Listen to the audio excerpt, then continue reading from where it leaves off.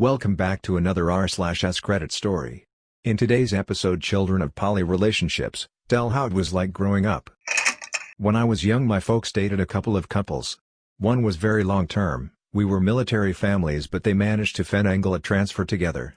So wow, that would have been like 8 years at least? They kept in close romantic contact when they separated, but I don't know if they qualify that as still being together.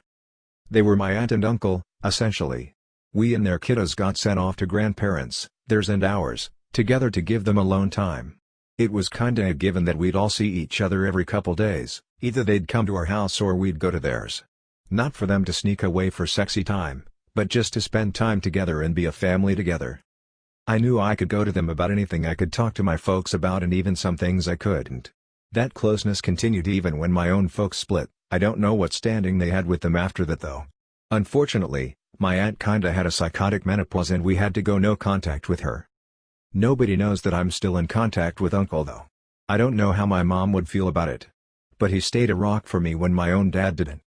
Same drama as any other family, I guess, just more players on the stage. When I was younger I didn't realize mom and dad were poly, but now it's funny to see my friends' faces when I say my mom and her wife and my dad's girlfriend and his other girlfriend and I are gonna get together for dinner tonight. Hey, my dad's trans and I get some of these moments too.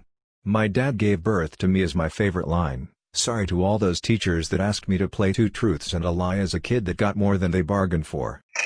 It wasn't a huge deal when I was a kid, essentially it was just like hanging out with your parents and their friends. Some of my mom's so's had kids my age that I got along with really well.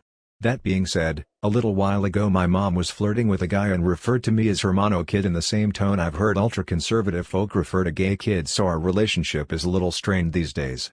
Her other daughter is 12, so I'm really not certain why that comment was anywhere near necessary. I have a friend who is a child of a throuple. He's a cool dude, pretty normal. He says as a young kid he would always try the but mom said yes thing to get what he wants, and if his dad called him out on it he'd just say it was the other mom until they all got together. For clarification, as far as I'm aware his parents are a closed unit. Perhaps that is easier for a kid to fathom and normalize than if they always had different and new partners at home or whatever. I took a class with a Dr. Wasem at University of Houston, downtown for a while. He would talk about his childhood growing up in Cameroon in a family with one father and about a dozen mothers. At mealtime, the kids would run a route from one mother to the next, all grabbing a bite from each. He says he was 12 when he learned which mother gave birth to him. When he came to Houston to study, he applied at Rice University. When filling out the application, he asked for an extra page to provide the names of all his mothers. In his culture, he was considered to be the reincarnation of his grandfather. At a special ceremony every year, he would offer his grandfather's advice and answer questions on his grandfather's behalf. It was also in his authority to prescribe punishment for his father on this occasion. When Awasem came to the States, he would attend the annual ceremonies by phone. I grew up in a small town and half of the town were hippies. In the 3rd grade one of my friends couldn't go on a field trip because he returned a permission slip with the word parent or legal guardian crossed out and signed by the group representative. Of course in the 3rd grade we didn't know what was going on until my mom explained it to me. But when the kid was told he couldn't go, the whole hippie commune came over to class explaining to the teacher how all their kids will be raised by the group and it's damaging if they see a single person as their parent or guardian. Hey, it's a post for me. Honestly, I think it's way more boring than most people would think. Most of the time, my mom wouldn't introduce a partner to me unless it was a long-term relationship, so most of the time I got the single mom experience.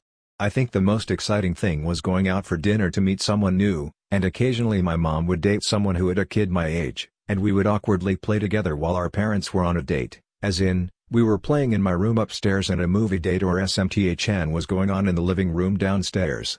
Really, for the most part it was so completely average, other than knowing my mom had 2 girlfriends and eventually I also got a stepdad. The worst part was around 6th-8th grade when kids found out and started bullying me for it, asking all kinds of disgusting sexual questions about my parents. No one wants to think about their parents having sex. Eventually I learned to just not tell anyone unless we were close and I knew they were cool. I only ever had one person I trusted enough to actually come to a family picnic where my mom's partners would all be there. My mom's partners aren't my parents, but they are a part of my life and my family. They're wonderful and supportive, and have helped me through some horrible dark spots in my life. I'm grateful to have such a wonderful, loving family. So yeah, not very exciting, I know. But it's my life. I had a therapist in a poly relationship and they all three had a child together that was around 9 when I met them, 2 dads and 1 mom. Unfortunately, they couldn't be fully open about the fact that the 3 of them were in love since before she was born because the one she called dad worked for a religious college and that information getting out at all could have cost him his career, so she only called 2 of them mom and dad while she thought of the other like an uncle that visited every day. She seemed normal, she liked to make slime. Hey, this is one that I can finally answer. I come from what would seemingly look like a nuclear family, mom/dad/sister/me. My parents however would go out on weekends to swingers clubs or house parties. I didn't know this as a child, I would say I learned this when I was 13ish. And it was in discussion around jealousy and my response to jealousy in a high school relationship that I was in. I distinctly remember my dad saying to me, "Jealousy is an emotional response to you missing something. You need to work on finding out what is making you jealous," followed by a discussion about how him and mom have never been closed and that they were happy to seek other partners as they saw fit. There were many discussions around dating culture that I remember. I remember a few of the people that they were friends with would come over to our house. They were great people, I considered them like I would any other friend of my parents.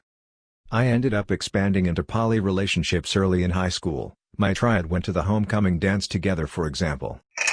Can't really say it felt weird or odd as it was just what I was used to, but I think I can honestly say it's made me a more open and loving person. I'm not afraid of being close to people because my parents were always very close with their friends, for reasons that are obvious now but less so at the time.